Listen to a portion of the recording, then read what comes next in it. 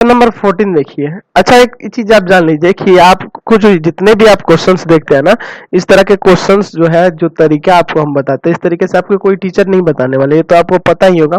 ठीक है, अक्सर तो ये सब चैप्टर छोड़ ही देते हैं, पढ़ाते क्या है वो लोग, कुछ नहीं पढ़ाते ये सब। ठीक है, चलिए इस क्वेश्चन को सॉल्व करते हैं। ये भी सेम उसी तरह का है, तो इसी को लेके सॉल्व करना है। आपको c बराबर 45 और 135 डिग्री दिखाना है।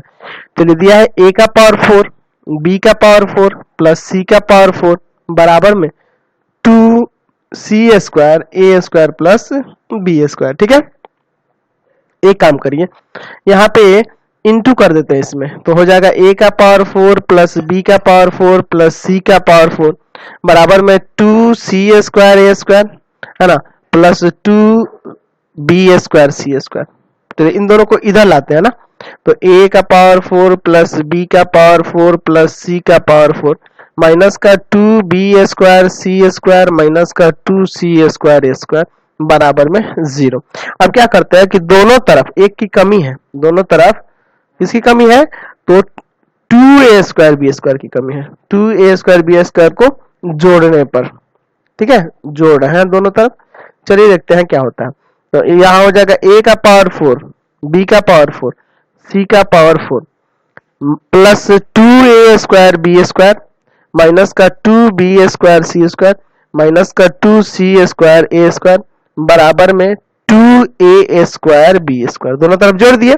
चलिए यहां से देखिए आपको फॉर्मूले पे सेट करना होगा। देखिए किस फॉर्मूले पे होगा इसको देखिए, तो चलिए तो इसको सेट करना पड़ेगा फॉर्मूले पे आपको।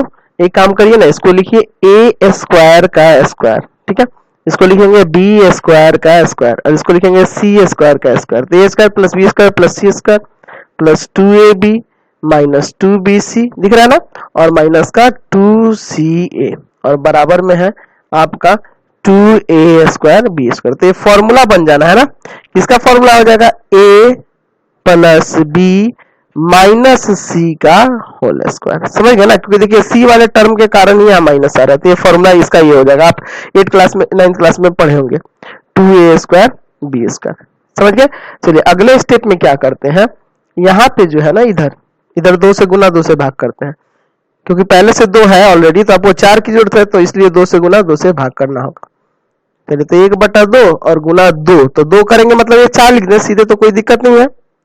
चलिए इसको 4a स्क्वायर b स्क्वायर को इधर लाते हैं, तो a square plus b square minus c square का होल स्क्वायर, है ना, और बटा में आपका क्या है यहाँ पे 4a स्क्वायर b स्क्वायर, ठीक है, बराबर में 1/2। अब देखिए इसको क्या करिए, होल स्क्वायर करिए, तो यहाँ ये हो जाना है a square plus b square minus का c स्क्वायर और बटा में 2ab का होल स्क्वायर और बराबर में 1/2। तो यहाँ से ये फॉर्मूला हो जाना है ना, किसका फॉर्मूला हो जाएगा, तो ये हो जाएगा cos c का, ठीक है, cos c का, तो स्क्वायर है तो स्क्वायर रहेगा ना, बराबर में 1/2। तो स्क्वायर जाएगा तो उधर रूट लगेगा, है ना, तो c बराबर cos c बराबर हो जाना है cos c बराबर प्लस माइनस रूट अंडर 1/2, यानी कि cos c बराबर हो जाएगा प्लस माइनस 1/√2।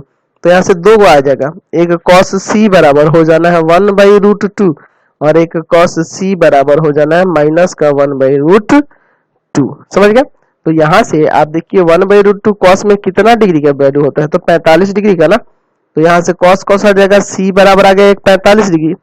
यहाँ भी उसी तरह लिखिएगा cos c बराबर माइनस का cos 45, तो माइनस का cos 45 यानी ये सेकंड पार्ट में चला जाएगा ना, यानी कि इसको आप ऐसे लिखना होगा cos 180 माइनस 45, ठीक है। चलिए तो ये तो आप समझ रहे हैं ना कैसे लिख रहे हैं, ट्रिग्नोमेट्री में आप पढ़ चुके हैं। तो cos c बराबर cos 135 हो जाएगा। चलिए यानी कि c बराबर 135 डिग्री और एक 45 डिग्री आ चुका है, समझ गए। चलिए